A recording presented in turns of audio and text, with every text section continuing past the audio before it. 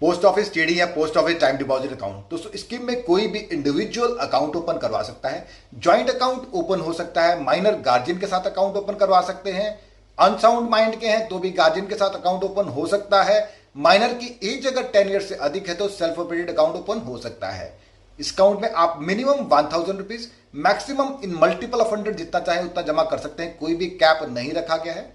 Scheme के maturity पे based 4 variants हैं, 1 year TD, 2 year TD, 3 year TD and 5 year TD. Scheme के present rate of interest है 1 year TD का है 6.8% पर एनम, 2 ईयर टीडी का है 6.9% पर एनम, 3 ईयर टीडी का है 7% पर एनम, 5 ईयर टीडी का है 7.5% पर एनम।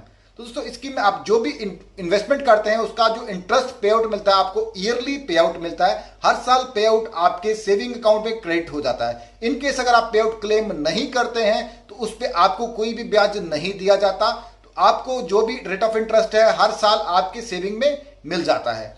इस अकाउंट को प्रीमेच्योर क्लोजर की बात करें तो इस अकाउंट को आप प्रीमेच्योरली क्लोज करवा सकते हैं, लेकिन 6 मंथ तक प्रीमेच्योर क्लोजर अलाउड नहीं है। अगर आप 6 मंथ से लेके 1 ईयर के बीच में इसका प्रीमेच्योर क्लोजर करवाते हैं तो उस केस में आपको केवल और केवल पोस्ट ऑफिस का सेविंग रेट ऑफ इंटरेस्ट दिया जाएगा जो कि 4% है।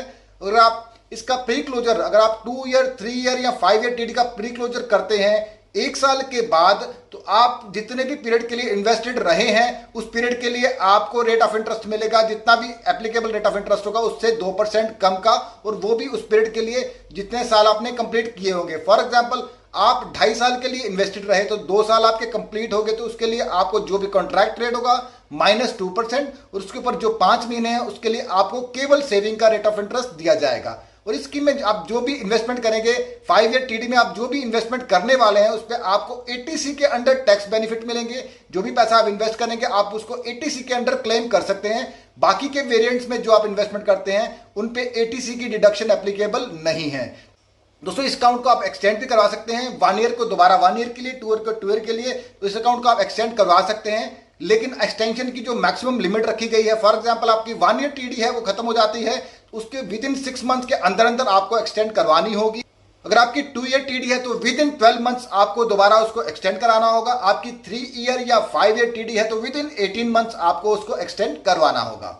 तो दोस्तों नेक्स्ट हम आपको एग्जांपल से बताएंगे, अगर आप 1 लाख रुपए इन्वेस्ट करते हैं different types of TD account में 1 ईयर, 2 ईयर, 3 ईयर या 5 ईयर में, तो आपको इंटरेस्ट पे आउट कितना मिलेगा हर साल का। चलिए दोस्तों एग्जांपल से समझते हैं। तो नेक्स्ट मैं आपको एग्जांपल से बताऊंगा, अगर आप 1 ईयर, 2 ईयर, 3 ईयर या 5 ईयर टीडी में इन्वेस्ट करते हैं तो आपको कितना पे आउट मिलता है। सबसे पहले बात करेंगे 1 ईयर टीडी की। 1 ईयर टीडी में अगर आप 1 लाख रुपया इन्वेस्ट करेंगे तो उसका पे आउट आपको मिलेगा 1 साल के बाद 6975 रुपीज।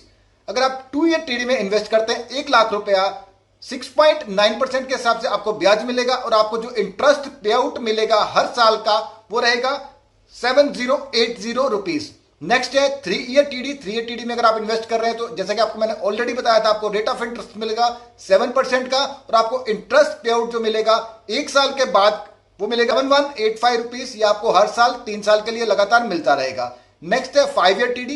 5 ईयर टीडी में एक तो आपको टैक्स बेनिफिट मिल रहा है, दूसरा जो पे आउट है वो सबसे ज्यादा है। हर साल आपको पे आउट मिलेगा 7713 रुपीज का। ये आपको हर साल मिलेगा 5 साल तक, और 5 साल के बाद आपको जो आपका एक्चुअल अमाउंट है आपको वापस कर दिया जाएगा। तो दोस्तों अगर आपको ये वीडियो थोड़ा सा भी इंफॉर्मेटिव लगा हो तो मेरे पेज को फॉलो कर दे और मेरे यूट्यूब चैनल हिंदी बैंकिंग को सब्सक्राइब कर दे। Thank you for watching.